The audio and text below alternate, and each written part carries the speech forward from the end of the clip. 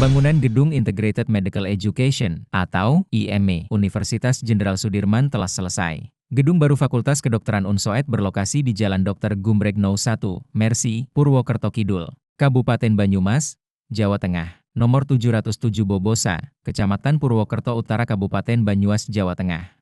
Proyek pagu anggaran 62,2 miliar yang dikerjakan PT Krakatau Indah bekerja sama dengan PT Margorejo Kontraktor dari Kabupaten Banyumas dengan nilai kontrak 52,8 miliar. Pembangunan gedung IME melalui pembiayaan surat berharga syariah negara tahun 2025 melalui Satuan Kerja Universitas Jenderal Sudirman dengan kontrak tahun jamak atau multi-years kontrak. Selamat sore Sobat Sentra. Saat ini saya beserta kru sedang berada di Universitas Jenderal Sudirman, Banyumas, Jawa Tengah untuk melaksanakan wawancara khusus bersama Ketua Tim SBSN Unsud 2025, yaitu tentang pembangunan gedung IME. Simak dan tonton video liputan sentrapos.co.id sampai selesai ya. Saya Omega dari sentrapos.co.id ingin menanyakan beberapa pertanyaan terkait dengan pembangunan gedung IME di Universitas Jenderal Sudirman, Banyumas ini. Oke, pertanyaan pertama itu, bisa dijelaskan Bapak selaku Ketua Tim SBSN dalam pembangunan gedung IME, apa latar belakang utama pembangunan gedung Integrated Medical Education di Universitas Jenderal Sudirman ini?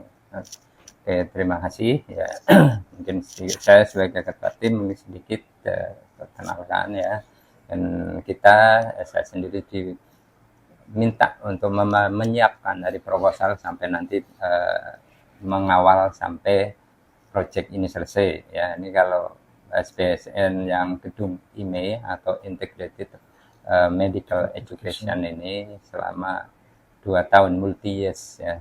Sebelumnya mono years ya, tapi karena ada efisiensi anggaran sehingga diperpanjang ya. Jadi tahun ini sudah selesai, hampir nanti sampai Februari ini selesai. Nah, kenapa latar belakang? Mungkin kita melihat kondisi sebetulnya permasalahan tentang dokter secara nasional ya. Jadi standar WHO ini kan harusnya dokter umum itu satu dokter per 1.000 penduduk.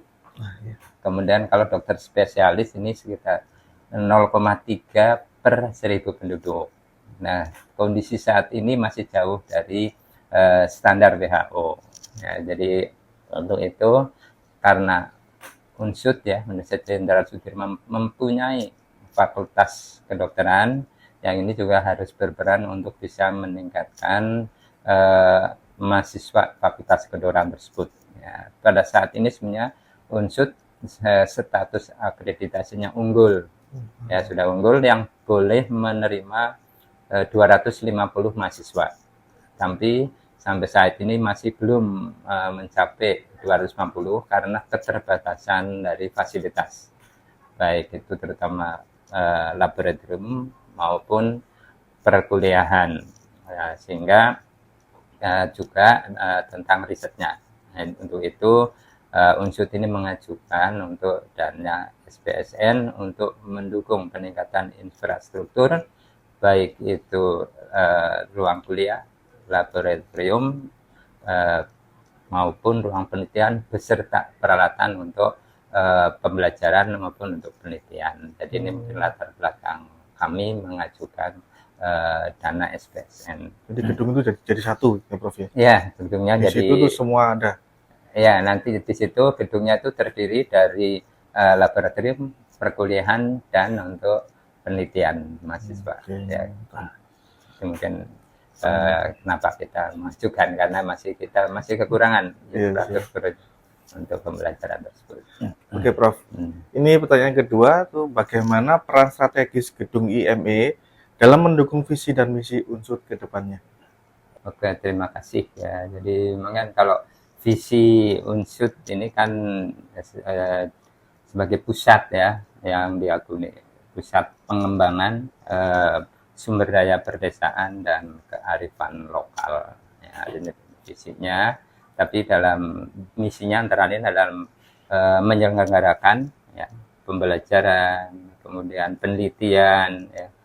Juga nanti mengembangkan pemberdayaan masyarakat yang berkualitas. Ya, artinya untuk mengembangkan ya visi ini yang pendidikan berkualitas, penelitian berkualitas, kemudian juga pengabdian masyarakat yang berkualitas dengan tata kelola yang baik, dibutuhkan sarana prasarana ya. Antara lain yang ini kita ajukan melalui SPSN, diharapkan ini bisa mendukung di dalam peningkatan kualitas pembelajaran, penelitian ya, maupun pengabdian masyarakat. Ya. Khususnya memang di Fakultas Kedokteran yang menyangkut ya, kedokteran umum maupun kedokteran gigi.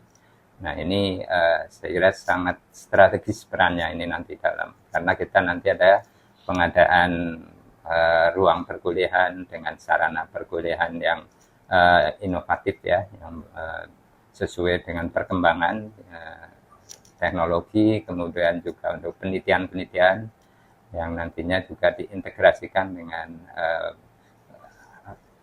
kegiatan ya sebagai dokter nanti, kemudian juga nanti dalam hal pengabdian ke masyarakat. Jadi ini peran ini sangat strategis dalam mendukung visi dan misi Universitas Jenderal Sudirman.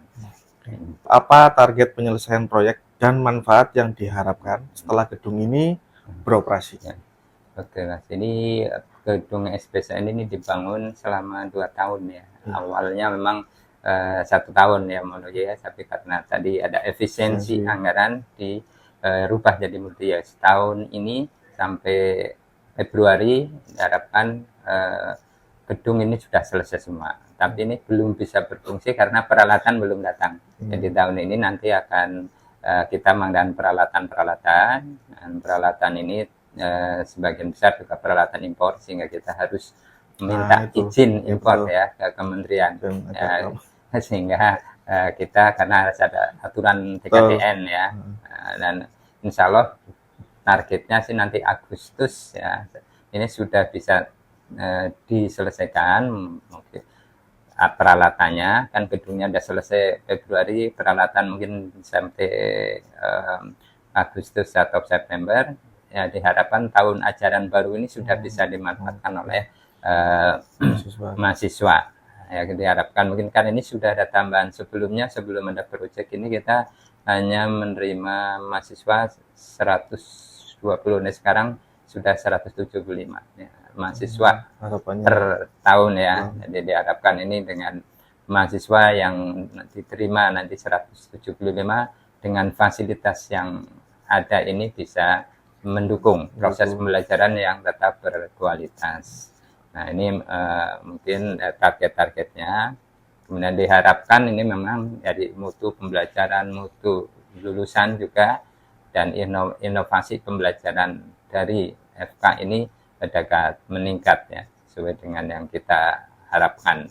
Dan juga tadi kapasitas mahasiswa yang masuk ya bisa meningkat, karena ini tuntutan kita diharapkan sebenarnya 250, tapi harapannya segitu ya karena kita akreditasinya unggul sudah boleh, tapi kita karena keterbatasan fasilitas baru 175 tahun ini, mungkin nanti bisa meningkat harapannya lagi dengan 150 itu. Ya karena dari pemerintah mengharapkan kita bisa 250, tapi kita ya dengan keterbatasan belum bisa memenuhi secara full.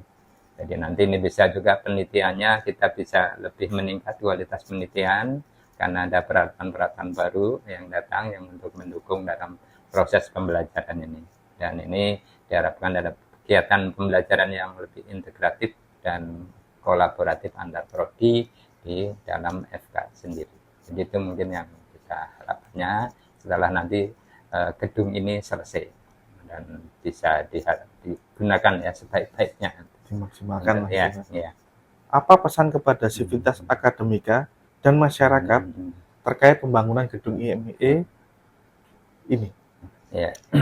Jadi kita harapkan ya ke semua sivitas akademika dengan tambahan investasi yang tidak kecil ya. Ini kita mendapatkan sekitar 97 miliar lebih.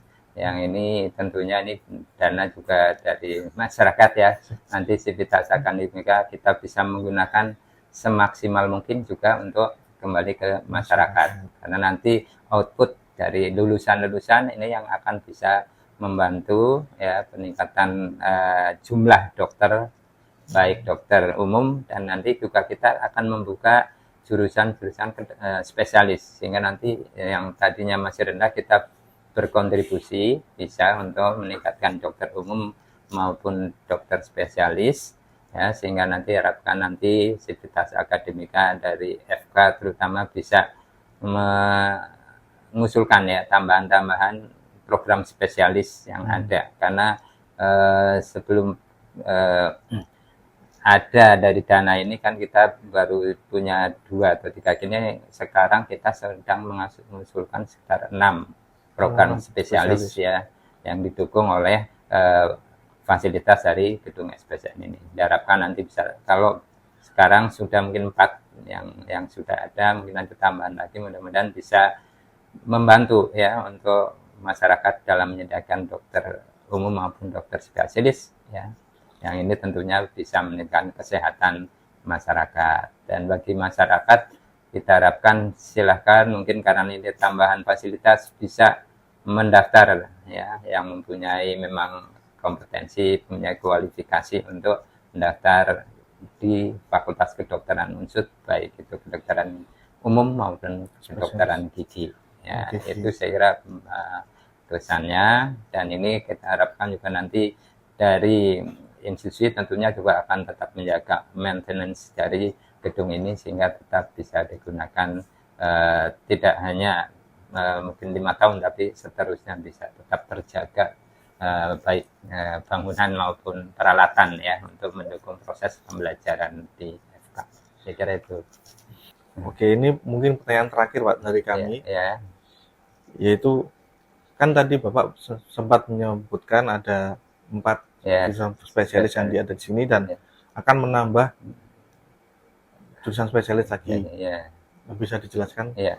Oke Mas, jadi ini dengan dukungan-dukungan tadi, peralatan, gedung ya, untuk ruang kuliah, ruang laboratorium, kita sekarang sudah, tadinya dulu waktu mengajukan baru 2, sekarang sudah 4 ya, yang 1 anestesi dan terapi intensif ya. Kemudian ada obstetrisi, ginekologi atau kandungan ya, dan kebidanan, ini yang sudah. Kemudian neurologi ya, dan 1 patologi anatomi. Ini patologi anatomi mulai tahun ini jalan. Nah, ini yang dalam waktu dekat ada 2 lagi, ada bedah dan mata ya, nanti spesialis. Tapi sebenarnya masih ada lagi ini, sebenarnya yang kita ajukan ada tambahan 4 lagi ya, ada penyakit dalam, kemudian ada untuk anak, spesialis anak, ada spesialis paru, dan spesialis untuk kulit ya. Dan ini diharapkan nanti kalau berarti ada 4, kalau semua tersetujuin ada 10 ya. Mantap. Nah, ini kan ada sumbangan yang cukup besar terhadap nanti untuk sumber daya ya, artinya dokter spesialis di masyarakat gitu. Jadi nah, ini sangat mendukung dari adanya tambahan investasi dari SPSN ya, baik gedungnya maupun peralatannya. Itu. Oke. Demikian wawancara khusus saya bersama Ketua Tim SPSN Unsud 2025 tentang pembangunan gedung IME dengan Profesor Kairisun.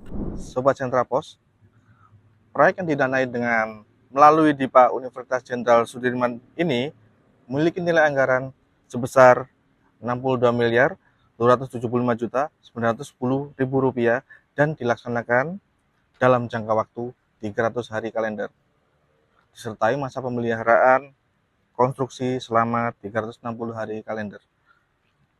Pembangunan gedung IME diharapkan menjadi pusat integrasi pendidikan kedokteran yang modern, adaptif, dan berstandar tinggi guna mendukung proses pembelajaran, penelitian, serta peningkatan mutu, layanan akademik, dan kesehatan. Dari Universitas Jenderal Sudirman, Banyumas, Jawa Tengah, saya, Omega Wicaksono, beserta kru yang bertugas melaporkan.